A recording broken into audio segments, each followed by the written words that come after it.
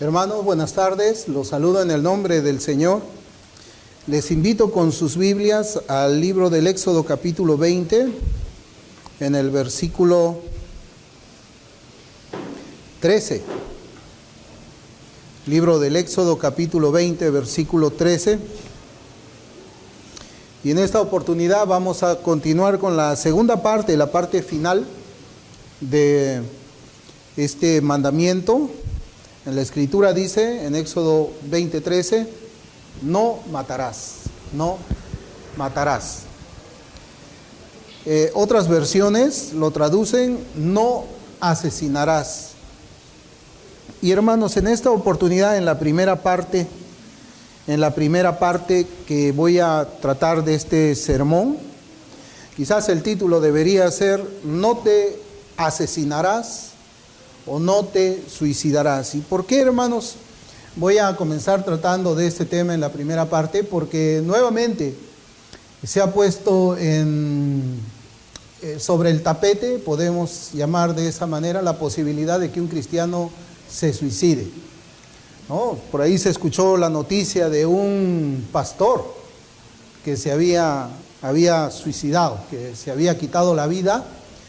Él mismo, no sé de qué manera lo hizo, pero el punto es de que salieron pues muchos tiktokeros, yo les llamo así tiktokeros, influencers, a decir de que ese pastor estaba ahora con el Señor, ¿no? Es una maldad hablar de esa manera, y parte de sus argumentos era que él mencionaba que, él no mencionaba que, citaba mal la Escritura, pero mencionaba de que dos pastores eran pues quienes prácticamente sostenían la misma afirmación, o que él se basaba en la interpretación que habían llegado esos dos pastores, ¿no?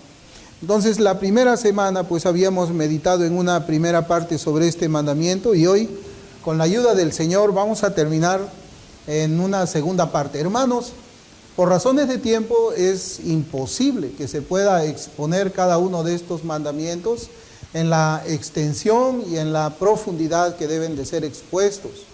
Hablar de este mandamiento nos tomaría, hermanos, unos 4 o 5 domingos por cada mandamiento, en algunos un poco más, porque la enseñanza de las Escrituras precisamente demandarían ese tiempo, pero yo con la ayuda del Señor voy a traer un poco los puntos principales que nosotros debemos tener presentes en nuestras mentes y en nuestros corazones cuando hablamos de cada mandamiento. No asesinarás. Por este mandamiento el Señor nos prohíbe el homicidio no ordenado. Acuérdense que en algunos casos el Señor, por medio de su palabra, Él de una manera positiva afirma el asesinato o cortarle la vida a una persona, como habíamos estado viendo. Por ejemplo, hemos leído en Deuteronomio cómo es que el Señor en muchas ocasiones, Él ha ordenado al pueblo, por ejemplo, apedrear a los adúlteros.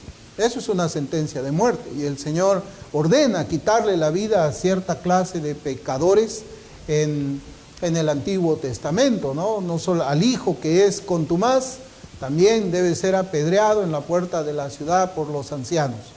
Nosotros entendemos, hermanos, de que eso ha sido parte de la ley civil en los tiempos de los judíos, pero ahora nosotros entendemos de que son las Escrituras del Nuevo Testamento las que nos enseñan cómo es que debe la iglesia tratar estos temas, ¿no? Por ejemplo,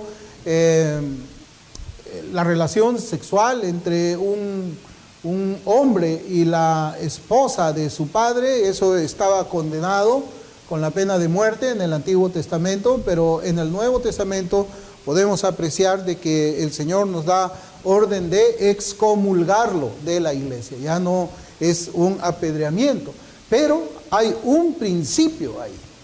Hay un principio. Nosotros no podemos ignorar las Escrituras del Antiguo Testamento, si bien no las vamos a aplicar literalmente, pero hay principios que nos enseñan el corazón de Dios cuando Él da un mandamiento.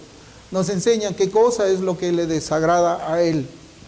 Hermanos, yo les voy a recomendar a ustedes de todo corazón, y por favor síganme en este consejo, porque yo no puedo obligarles, pero yo les recomiendo leer tratados escritos, por ejemplo, en estos de los 10 mandamientos, por el puritano Thomas Watson.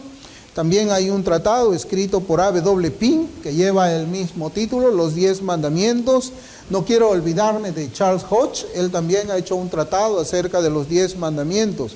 Busquen, hermanos, la literatura del pasado. Busquen la literatura de los puritanos. No se fíen de la literatura de algunos a quienes cierto sector evangelical reformado los tienen como sus referentes de una supuesta sana doctrina.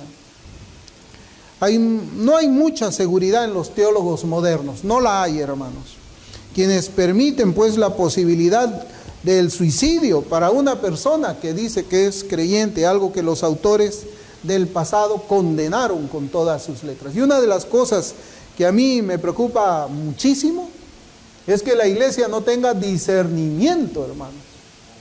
No tenga discernimiento. No leen la Escritura, no entienden lo que la Escritura enseña, no indagan en la fe antigua. El Señor nos ordena por medio de su palabra que debemos buscar la senda antigua. Si Cristo no viene dentro de 200 años, la senda antigua no es el año 2023.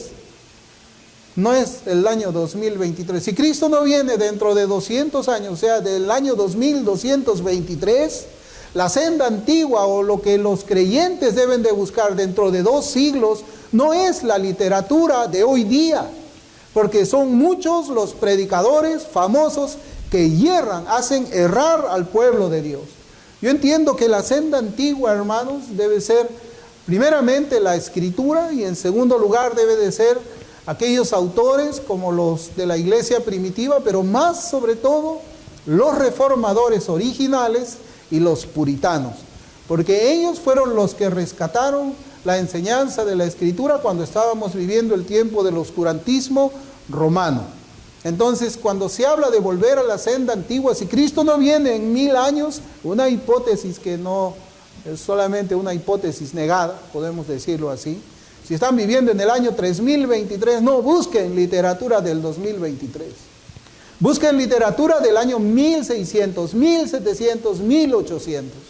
Allí es donde nosotros vamos a encontrar, hermanos, palabras condenatorias para el suicidio, que hoy día, el suicidio cristiano, que hoy día es abiertamente proclamado. Es más, hubo por ahí un tiktokero, yo les llamo así, influencer tiktokero, que decía que el gen del suicidio venía ya de los abuelos, de los tatarabuelos. ¿Y dónde queda la nueva criatura en Cristo? ¿Dónde queda eso? Estamos hablando ¿de qué? ¿De un gen? Científicamente eso es imposible. El movimiento LGBT ha procurado con todas sus fuerzas hablar de un gen homosexual. No existe, menos existe un gen suicida. Pero ellos, en su loca desesperación por limpiarle la cara al famoso, agarran cualquier mentira para traerla dentro de la iglesia. Debemos volver a la senda antigua, a la literatura antigua. Por ejemplo, el puritano Thomas Watson escribe en la página 249 de su tratado Los 10 Mandamientos lo siguiente. Estoy hablando del suicidio. Uno puede ser culpable de suicidio de manera directa y absoluta, al atacarse con violencia a uno mismo, cometiendo así felo de se, o sea, ser delincuente de mí mismo, tal como Saúl se lanzó sobre su propia espada y se mató a sí mismo. Que alguien se ejecute a sí mismo y se manche las manos con su propia sangre es el tipo de asesinato más bárbaro y antinatural. La existencia propia es lo más importante para uno mismo, por lo que el suicidio quebranta la ley de Dios y los límites de la naturaleza a un tiempo. El Señor ha colocado el alma como en una prisión, y es un pecado escapar de esa prisión antes de que Dios abra la puerta. Los suicidas son peores que las bestias irracionales, que se desgarran y se destripan entre sí, pero no se destruyen ellas mismas. El suicidio está motivado por el descontento y una melancolía pesarosa. El pájaro que se golpea a sí mismo en la jaula dispuesto a matarse es un símbolo apropiado de un espíritu descontento. Son peores que bestias racionales, hermanos. Una comparación así solamente nos puede hacer recordar el estado caído de una persona, el estado adámico de una persona, que no solamente corre para derramar sangre inocente, como dice Romanos capítulo 3, sino que corre para derramar su propia sangre. Esa es la actitud de un incrédulo, no puede ser la actitud de un creyente. O también, como dice Joseph C. Philpott, que él vivió en 1802-1869, y él escribió en el año 1861 lo siguiente: ¿es el suicidio un pecado o no? ¿Es la rebelión un pecado, la incredulidad un pecado, la desesperación un pecado? Entonces el suicidio debe ser el pecado de pecados, porque es el último fruto, la cumbre más alta de esos pecados. ¿Puede decirse que un hombre que lo comete muere en la fe, en la esperanza o en el amor? ¿Dónde está el recibir el fin de la fe, la salvación del alma? Primera de Pedro 1:9. Si un hombre muere en la incredulidad, ¿cómo lo hace un suicida? ¿Cómo puede ser su esperanza un ancla del alma segura y firme? Hebreos 6:19. Si se rompe en la tormenta. ¿Y dónde está el amor cuando desafía al Todopoderoso, rompiendo los límites de la vida y la muerte que Él ha establecido? Evidentemente muere en pecado, y en un pecado por el cual no puede arrepentirse, porque se separa del arrepentimiento por el mismo acto por el cual se separa la vida. Fin de la cita. Nosotros hemos escuchado, hermanos, cómo tuercen la Biblia de una manera desvergonzada. Miguel Núñez dice: ¿y si se cae este techo de acá y todos morimos, acaso alguno muere sin pecado? Es verdad, vamos a morir en pecado, pero por un hecho que podemos llamar fortuito, porque hay un terremoto, y ese terremoto hace que caiga ese techo sobre nosotros. Él no puede entender la diferencia de la caída de este techo por un terremoto, por una mala estructura en ingeniería, a que yo vaya, busque un fusil, me lo ponga en la boca y me dispare. Es triste que un hombre como él, que es psicólogo me parece, o creo que la psicología es la que lo lleva a pensar de esa manera, haga esa comparación absurda. Es absurda. Hermanos, si yo camino por la calle y se me cae un avión encima, voy a morir en pecado seguramente. Porque la Biblia dice eso. Aquel que dice que no tiene pecado le hace a él mentiroso. Pero si yo me echo a las ruedas de un ferrocarril o de un autobús, eso no es lo mismo. Porque yo ya no puedo arrepentirme de ese pecado. Yo me presento delante de Dios con las manos ensangrentadas de mi propia sangre. Hermanos, es triste. Los modernos no creen pues como los antiguos. Ellos promueven la muerte. Ellos promueven la muerte cuando enseñan que un cristiano que se suicida va al cielo. Hermanos, hay un caso de Kenneth Nally en los Estados Unidos contra la iglesia de John MacArthur. Este muchacho, Kenneth Nally, así se apellida, así es el caso. Si usted busca en internet, busca Grace Community Church versus Nally, va a llegar ahí cómo es que se llega a los testimonios. Resulta que este muchacho tenía una novia, una enamorada, y la novia lo abandona. Él entra en depresión, comienza a ir a los psicólogos, porque esa iglesia tiene psicólogos, de acuerdo a ese testimonio, y comienza a preguntarle a esos hombres qué pasaría si él se suicida, va al cielo o no. Y la consejería que dieron ahí en 2 oportunidades fue: claro, si tú te suicidas vas al cielo. El muchacho fue, agarró una escopeta, se la puso en la boca y se mató. Por eso es que los padres hicieron un juicio a esa iglesia, tratando de hacer una comparación entre una mala práctica médica con una mala práctica ministerial. Por supuesto que como eso no está tipificado criminalmente en la ley de los Estados Unidos, se la libró Grace Community Church. Pero eso es lo que sucede, ¿no? Entonces, en primer lugar, ¿cómo podemos pensar que un cristiano se suicide? Oh, es que le falta la fe, dicen algunos. Sí, pero si Cristo es el autor y el consumador de la fe, ¿cómo te puede faltar fe Si sin fe es imposible agradar a Dios. Y el Señor es quien pone esa fe en nosotros, como sabemos. ¿Cómo? Entonces, definitivamente una persona que se suicida es un profesante falso. Alguien que ha estado asistiendo a una iglesia, pero cuyo tesoro nunca, en su corazón, su tesoro nunca fue Cristo. Su tesoro fue su fortuna, su tesoro fue su novia, fue su esposa, fue su riqueza, todo menos Cristo. Y cuando pierde ese tesoro aquí en la tierra, él ya no ve ninguna razón para vivir. Y por eso se quita la vida. Lo malo es que nosotros, hermanos, tenemos que aprender a hacer la diferencia entre una persona que visita la iglesia y no es creyente, a un creyente genuino que está dentro de una iglesia local.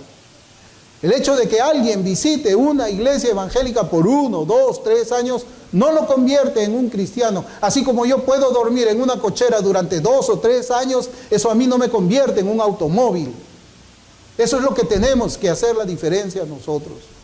Yo les hablo esto, hermanos, porque a mí me indigna escuchar, ¿no?, que los tiktokeros hagan sus blogs, no sé, sus podcasts y traten de engañar a las personas. Engañar. Un cristiano no se puede suicidar. Porque la pregunta es, ¿cómo se sabe que esa persona era cristiana? ¿Por qué? ¿Hizo su oración? ¿Hizo su decisión por Cristo? Hermanos, la única manera de conocer que una persona es cristiana es por sus frutos. Por sus frutos. Si esa persona ama a Cristo, aun cuando toda su familia muera o lo abandone, esa persona seguirá amando al Señor. Ya leímos la semana pasada a Job. Perdió sus posesiones, su esposa lo abandonó. Cuando cantamos el himno Estoy bien con mi Dios, Palford, creo que se apellida, algo así se apellida él. Él perdió toda su familia y no dijo me voy a matar, sino que fue al lugar donde su familia había muerto y compuso un himno. Ese es un cristiano, no lo que tenemos hoy día nosotros. Personas que dicen yo creo en las doctrinas de la gracia. Oh, eres cristiano, se le dice, eres cristiano. Mentira, hermano, eso se llama sandemanianismo. En la teología se llama sandemanianismo, una doctrina perversa también de Robert Sandeman, que decía cuando una persona cree en las doctrinas de la gracia, la defiende y las enseña, es cristiano. Bueno, así como existe la regeneración decisional, que nos engañan a nosotros de que cada vez que una persona toma una decisión por Cristo es cristiana, por otro lado tenemos la regeneración doctrinal, cuando se nos dice de que cuando una persona cree en la doctrina correcta es cristiana. Hermanos, es mentira, son los frutos. ¿Por qué? Porque hay hermanos también arminianos, hay hermanos en la iglesia arminiana. Pero es el fruto el que caracteriza a un creyente y lo distingue de los demás. Entonces, ¿puede un cristiano quitarse la vida con su propia mano? Esa es la pregunta. ¿Puede? Antes de decir de que una vez muerto se va al cielo, ¿puede un cristiano quitarse la vida? ¿Puedo quitarme yo mi propia vida si es que pierdo mi familia? O si tengo una enfermedad muy grave, ¿me la tengo que quitar? O si pierdo mi dinero, mi fortuna, que no la tengo. Si pierdo eso, ¿qué? ¿Me puedo quitar la vida? ¿Es posible que exista eso? Entonces, ¿dónde queda la fe y la esperanza de lo que nos habla el Señor? ¿Dónde? Lo cierto es que no existe en la Biblia ningún relato de algún cristiano que se haya quitado la vida. Ninguno. Todos los que se han quitado la vida en la Escritura eran incrédulos. Eran incrédulos. Y algunos, hermanos, y yo les voy a seguir hablando de esto un rato más, y algunos en su blasfemia contra las Escrituras y contra el Espíritu Santo que lo inspiró, dicen de que Sansón se suicidó. Pero Sansón es un tipo de Cristo. Y así como hay algunos que creen de que Sansón se suicidó, yo una vez vi también un reportaje en la televisión de unos hombres malvados y perversos que decían que Cristo provocó su muerte, que él se suicidó. ¿Y cómo se suicidó? Cuando fue al templo y comenzó a tirar todas las mesas de los mercaderes que estaba allá. Se suicidó cuando le comenzó a decir a los fariseos hipócritas, hipócritas, y él mismo provocó que lo maten. Él se suicidó. Pensar de que Sansón se quitó la vida es lo mismo que pensar que Cristo provocó para que lo matase. No, hermanos, no es así. No es así. Pero hoy no importa, hermanos, y se los voy a decir, para una gran mayoría no importa lo que la Biblia enseña. No les importa. A ellos les importa estar bien con el famoso. Yo no sé si ustedes ya se han enterado, ¿no?, de que hace un par de días alguien dijo, Steve Lawson, en esa conferencia de pastores, que yo ni la escucho, yo prefiero leer un buen libro, dijo de que el 5% de John MacArthur vale más que todos los evangélicos juntos del mundo. El 5% de John MacArthur vale más que todos nosotros acá. Eso es lo que dijo. Y usted vaya a ver cómo han salido a defenderlo.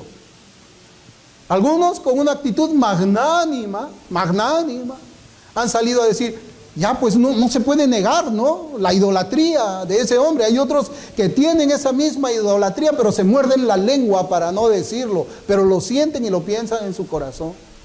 Pero hay unos pues que ya se dan cuenta, pues no, ya hasta quieren que hagan una exégesis hermenéutica de lo que habló este hombre. Pero sí, el 5% de John MacArthur vale más que todos nosotros. Hoy día yo estoy viviendo sabiendo que valgo menos del 5% de John MacArthur. Y que 40,000 hombres no pueden llenar el púlpito de ese hombre. Bueno, así es, pero hay un magnánimo que dicen, pero no hay que hacer leña del árbol caído. ¿Así? ¿Y cómo hacen leña ellos de los arminianos cuando se equivocan? Pero claro, pues, ¿no? Es que el doctor es calvinista y los otros son arminianos, ¿no? Para mis amigos todo, y para mis enemigos la ley. La misma narrativa izquierdista se usa también en el ámbito reformado. Charles Hodge, hablando del suicidio, él habla de esta manera. El suicidio es un crimen muy complicado, dice. Nuestra vida no es nuestra. No tenemos más derecho a destruir nuestra vida que el que tenemos a destruir la vida de un prójimo. El suicidio es, por tanto, un autoasesinato. Es la deserción del puesto que Dios nos ha asignado, es una negativa deliberada a someterse a su voluntad. Es un crimen que no admite arrepentimiento y en consecuencia implica la pérdida del alma. No lo ven así, así no lo enseñan. ¿Y sabe quién lo cree, hermano?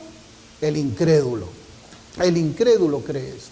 Así como Kenneth Nally, un incrédulo que le dijeron, sí, te abandonó tu chica, sí, muy bien. Sí, si te matas vas al cielo. Fue y se quitó la vida por una mujer que lo había abandonado. Esas son la clase de cristianos pues que ahora encontramos nosotros, ¿no? Y hoy día pues yo le decía que tenemos a los tiktokeros de internet que hablan del gen suicida.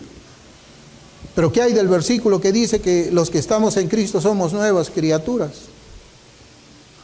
Estos tiktokeros no han estudiado ni la teología ortodoxa, no han leído a los reformadores, no han leído a los puritanos, ni a los maestros de sana doctrina como A.W. Pink.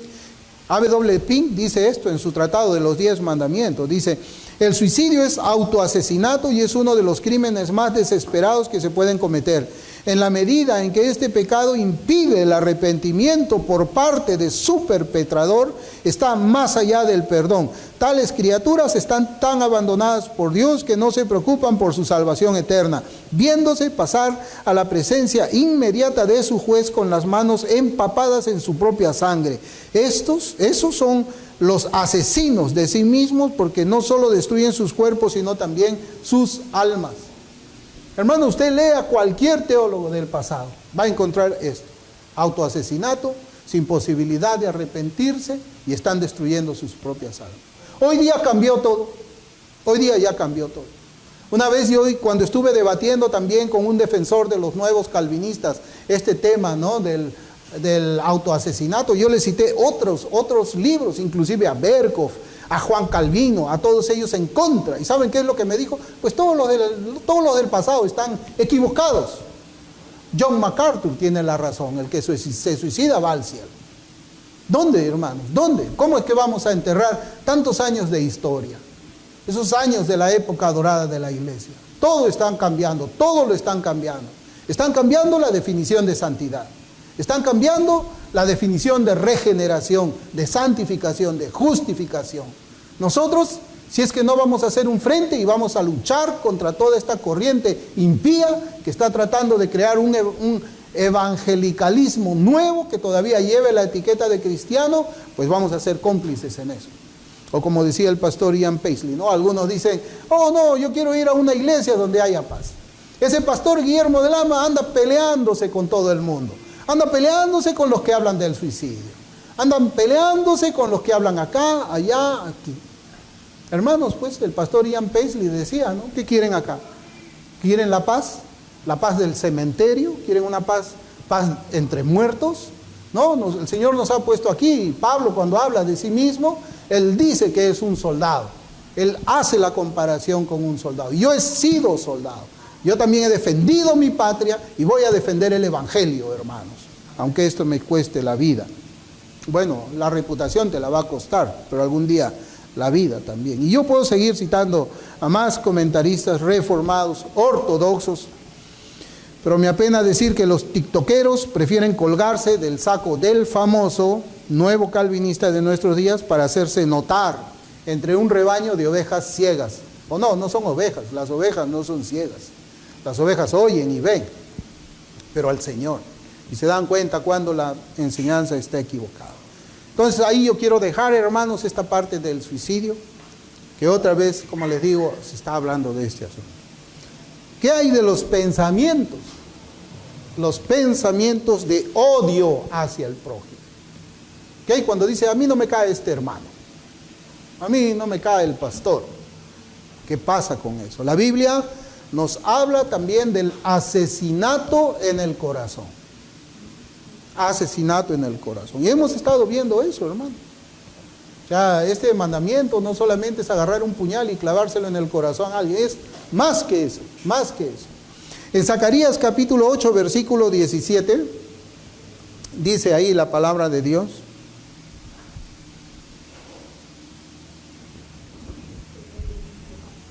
Zacarías 8, 17.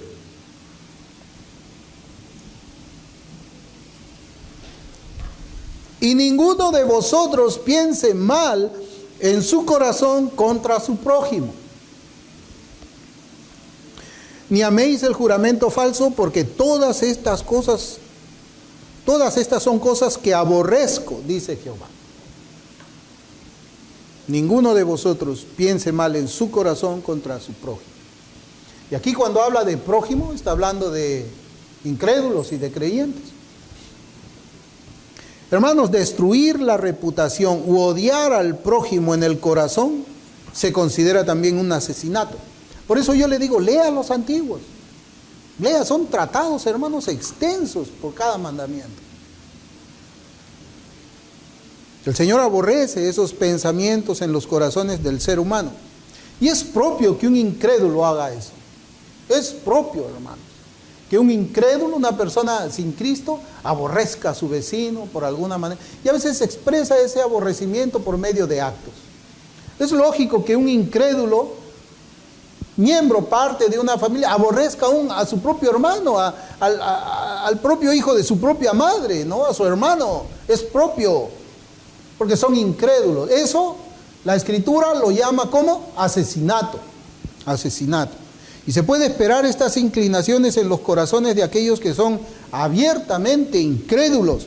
Pero los hechos nos demuestran que aún dentro de la iglesia visible, muchos dañan la reputación de otros que se apegan a la doctrina ortodoxa y a una vida que es santa, justa y recta. Eso es asesinato. Claro, lo que pasa es que ellos no escuchan eso. ¿Qué predicadores hay ahora, hermanos, que prediquen igual que los puritanos, que los reformadores? Son pocos. Son pocos. Son más los que están viendo predicadores que más que predicadores parecen coaching, ¿no? Vienen aquí a la iglesia para que les levante la moral, para que todos se vayan bien y comiencen bien la semana. No hay que hablarles de pecado.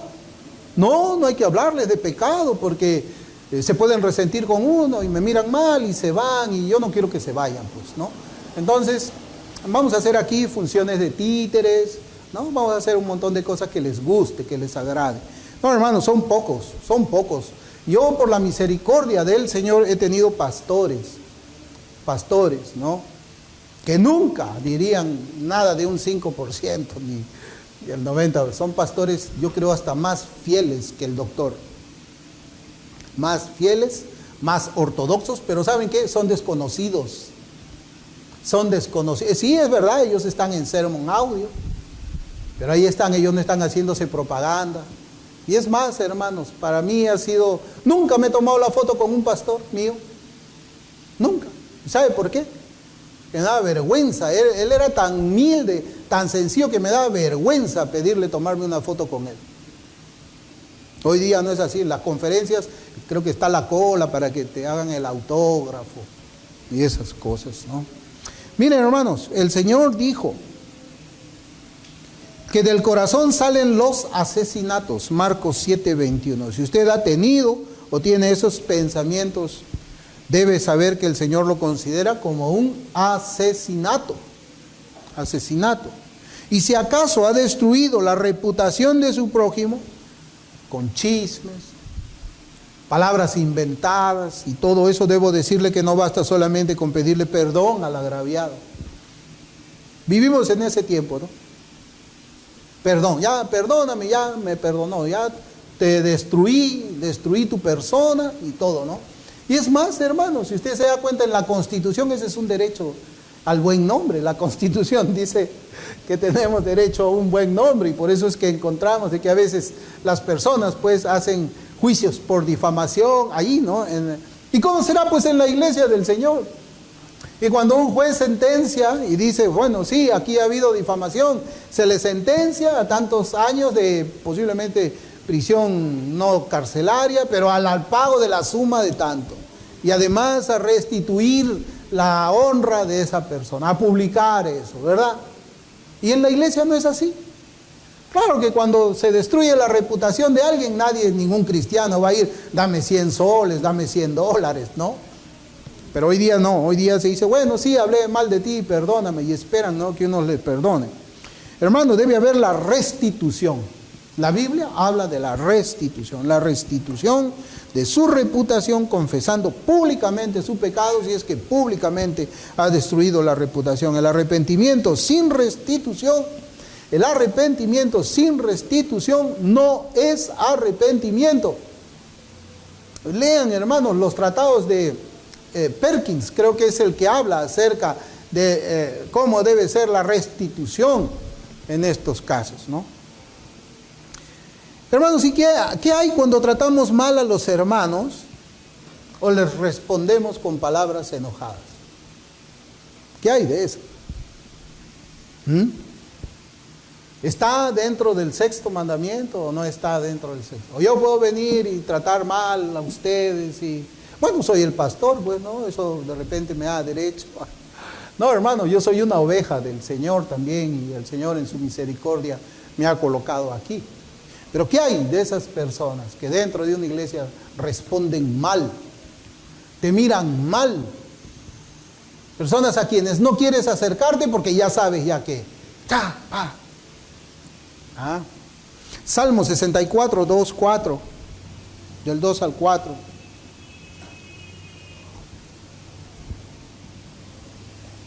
Escóndeme del consejo secreto de los malignos, de la conspiración de los que hacen iniquidad. Versículo 3. Que afilan como espada su lengua. Mire cómo dice, lanzan cual saeta suya palabra amarga. Lanzan cual saeta suya palabra amarga, para asaetar a escondidas al íntegro. De repente lo asaetean y no temen. Y también este Salmo 57, 4. Mi vida está entre leones, estoy echado entre hijos de hombres que vomitan llamas. Sus dientes son lanzas y saetas, y su lengua espada aguda. El puritano John Trapp compara las palabras de este salmo con hablar con rabia y odio infernal. Es decir, cuando las personas responden mal, cuando las palabras tratan mal, está transgrediendo el 6º mandamiento. Nosotros, dice que la Escritura, que toda palabra debe ser con gracia, sazonada con sal, así dice Colosenses, ¿no? Así debemos responder a un hermano. Cualquier pregunta, hermano, ¿dónde queda el baño? ¿Qué? ¿No sabes que el baño está ahí? Ahí no ves el letrero, ¿de qué me preguntas? Un pastor no puede hacer eso. Hermano, ¿qué? Ahí es. Aunque sea las 15 veces te lo pregunte, 15 veces, hermano, ya está el baño. De buena gana, sazonado con sal. Así debe de ser, ¿no? Porque yo creo pues que ¿a quién le gusta, hermanos, preguntarle la hora siquiera a alguien que tiene palabras amargadas? ¿A quién? ¿Acaso en el mundo no evitamos también hablar con personas así? Bueno, pues ellos son del mundo. Ellos están sin Cristo. Pero en la iglesia también.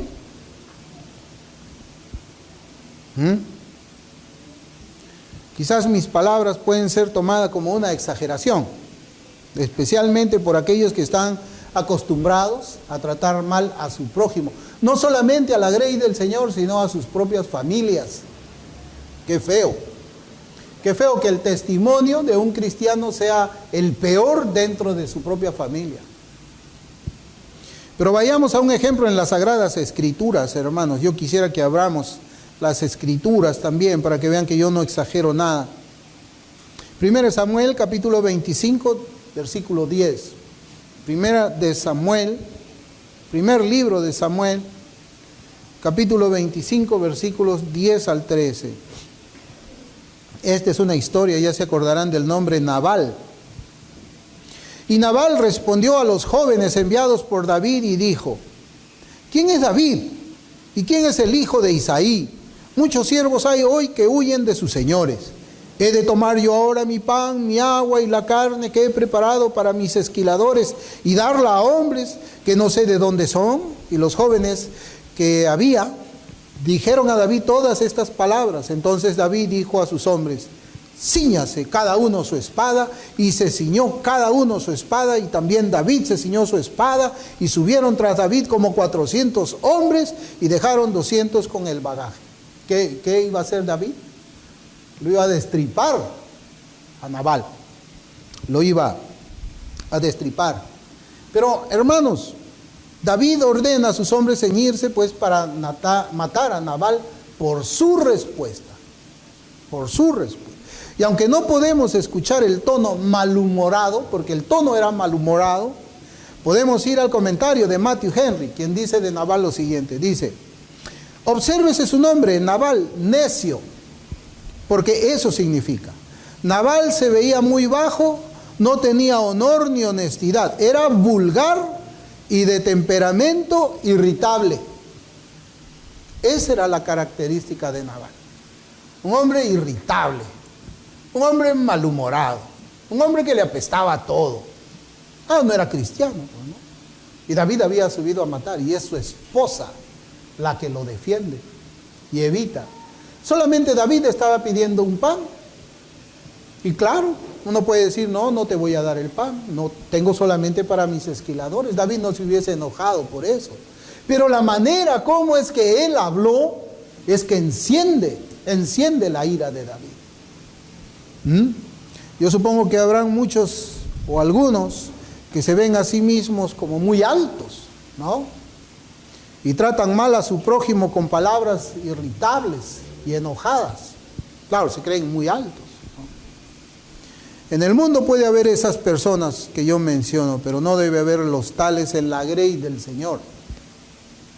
En el mundo te pueden tratar mal, aquel que tiene 3 doctorados, te puede despreciar, si quiere, tiene 3 doctorados, pues, ¿no? Puede despreciar a quien él quiere. Pero acá en la iglesia, un pastor puede tratar mal a alguien, puede despreciar a alguien. Yo como pastor nunca, hermanos, permitiré que nadie trate mal con sus palabras amargas como flechas agudas a ninguna oveja de este redil. Yo no voy a permitir eso. El que hace eso, yo le aplico inmediatamente Mateo 18. Le voy a decir: ¿y tú por qué hablas así contra tu hermano? ¿No haces casos? Llamo a otro testigo. ¿No haces caso? Por favor, retírate. Retírate. Y hay un versículo final que yo quiero traer a esta parte de la predicación. Es 1 de Juan, capítulo 3, versículo 15.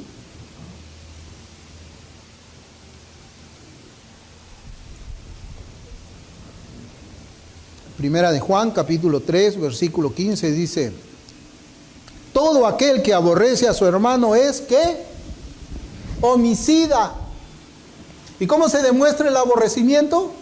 De palabras, de mirada, no quiero estar con él. Uno se da cuenta cuando le cae mal a alguien, pues hermanos, ¿no? ¿O no? ¿O no nos damos cuenta? Es claro, yo en el trabajo me he dado cuenta cuando es que le caía mal a alguien y lo evitaba, pues no. Todo aquel que aborrece a su hermano es homicida, y sabéis que ningún homicida tiene vida eterna permanente en él. Esa es una prueba para saber si somos salvos o no somos salvos. Esa es una prueba. ¿Aborrezco a mi hermano? Claro, te va a decir que no, pero tus palabras, ¿qué dicen? Tu tono de voz, ¿qué dice? Tus hechos, ¿qué dicen? Sí, tu palabra dice que no lo aborreces, pero ¿qué dice tu vida? Tu vida dice que sí lo aborreces, y de acuerdo a esta escritura eres incrédulo. Este mandamiento, hermanos, prohíbe también poner en peligro al prójimo. Prohíbe poner en peligro al prójimo. Éxodo capítulo 21, versículos 28 y 29. Por eso es que yo les decía, hermanos, de que es importante que nosotros vayamos al Antiguo Testamento también para ver los principios morales de Dios, para conocer el corazón de Dios. Y de ahí es donde yo extraigo estos pasajes. Éxodo 21, versículos 28 y 29 dice: si un buey acorneare a un hombre o a mujer y a causa de ello muriere, el buey será apedreado y no será comida su carne, mas el dueño del buey será absuelto. Mira, hasta ahí está bien, ¿no? Se escapó el buey, ya, absuelto el dueño.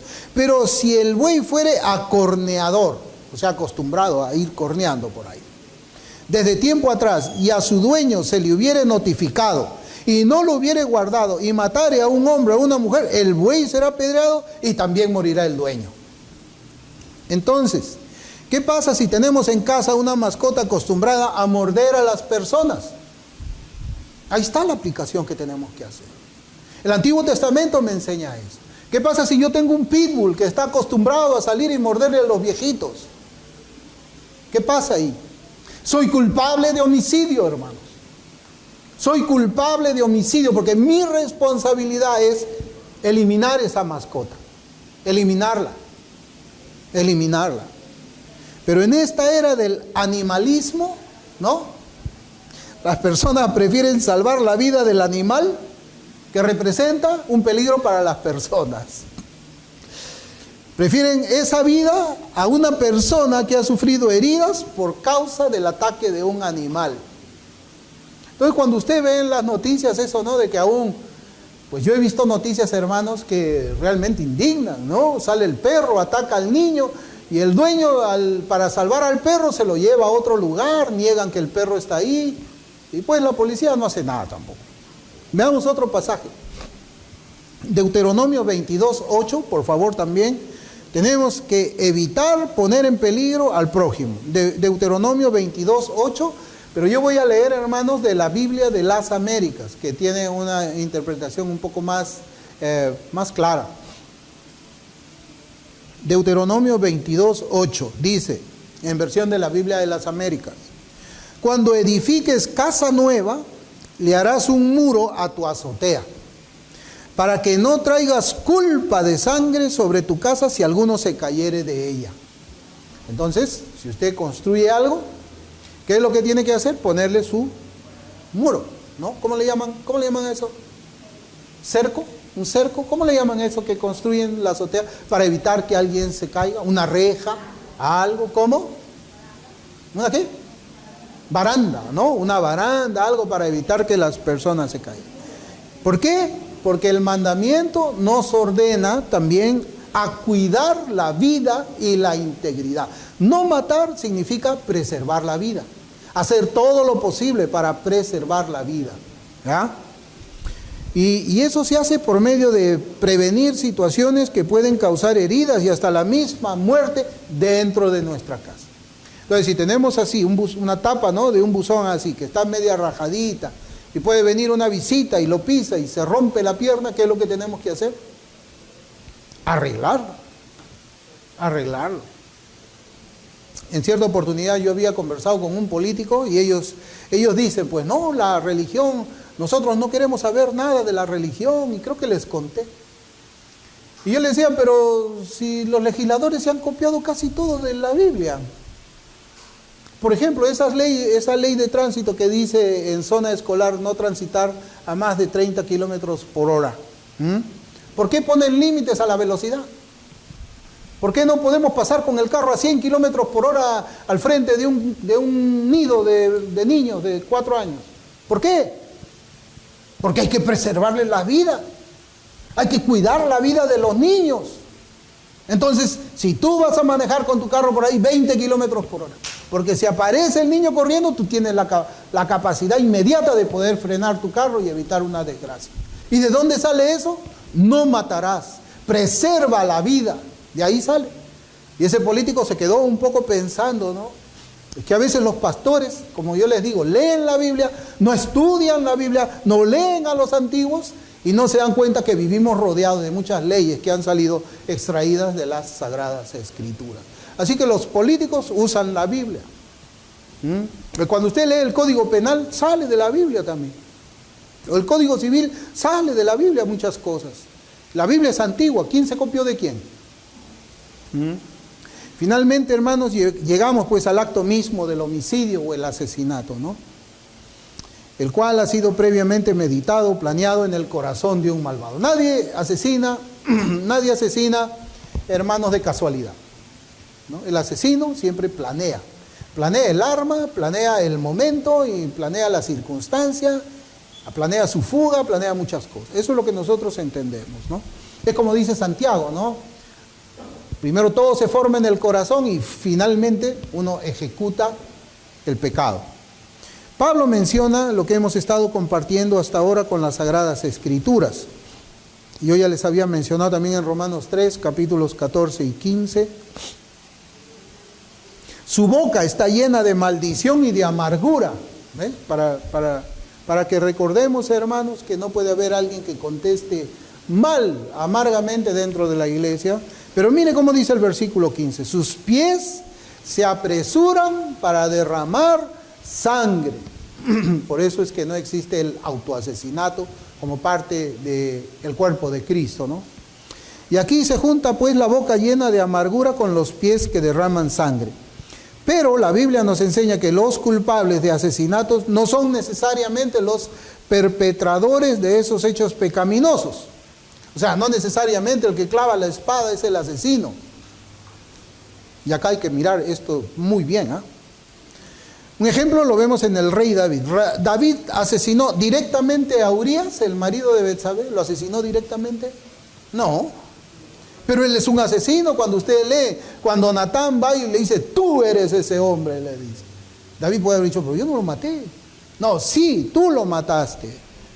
Él dio la orden para colocarlo en una situación de peligro para que su muerte sea segura por las manos de un ejército enemigo. Eso está en 2 de Samuel 11.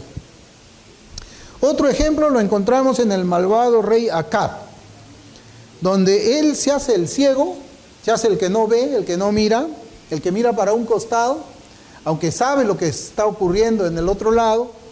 Se hizo el ciego para impedir que su mujer Jezabel cometa actos de homicidio para conseguir la viña de Nabot. Acab fue parte de su muerte cuando él se hizo el ciego y dejó que su mujer Jezabel, esa mujer malvada, demoníaca, mate a Nabot para darle la viña a Acab, al perverso, al rey más perverso de todo el Antiguo Testamento. También lo vemos en actos cometidos como Judas. Judas Iscariote, el traidor, ¿él mató al Señor? No lo mató directamente, pero él se hizo cómplice en el asesinato del único hombre inocente de toda la tierra y lo entregó con un beso. Eso está en Lucas 22, 48. Las personas que trabajan en clínicas abortivas son cómplices de asesinato también. Las mujeres que van a esas clínicas para someterse a un aborto también son asesinas de sus propios hijos. Lo mismo para aquellos quienes, siendo llamados a ejercer la medicina para salvar, usando la ciencia médica, usan sus conocimientos para participar en aquello que deteriora la salud o produce la muerte misma. Eso lo vemos en lo que ha pasado en la pandemia ahora, ¿no? Ahora, si ustedes leen noticias, a Fauci, ese hombre siniestro, que fue una especie del ministro de Salud en los Estados Unidos durante la época del COVID, el parlamento de ellos, el Congreso de ellos, está pensando denunciarlo para ponerlo en prisión por 8 años, porque por culpa de él es que murieron muchas personas. Mala práctica médica. Sabiendo que eso no era la solución para el COVID, él mentía y decía que sí. Hermanos, hemos hablado del suicidio y también deberíamos recordar aquellas prácticas que ponen en riesgo nuestras propias vidas. Y una de esas prácticas son los deportes extremos. ¿Algún cristiano puede practicar un deporte extremo? Por ejemplo, eso de ese hombre que era, ¿cómo le llamaban? Ese hombre que vivía con los cocodrilos y que terminó muerto porque le cayó la punzada. ¿Un creyente puede ser eso? ¿Un creyente puede ser domador de leones, de osos? No, porque expones tu vida a la muerte. Tú tienes que preservar tu vida, porque si tú haces eso, eres el asesino. Es como que tú cometieras un suicidio. Eres asesino de tu propia vida. La pones en riesgo. En riesgo. Por eso es que Dios prohíbe también esa clase de actividades en las que arriesgamos la vida. Arriesgamos la vida que Él nos la ha prestado.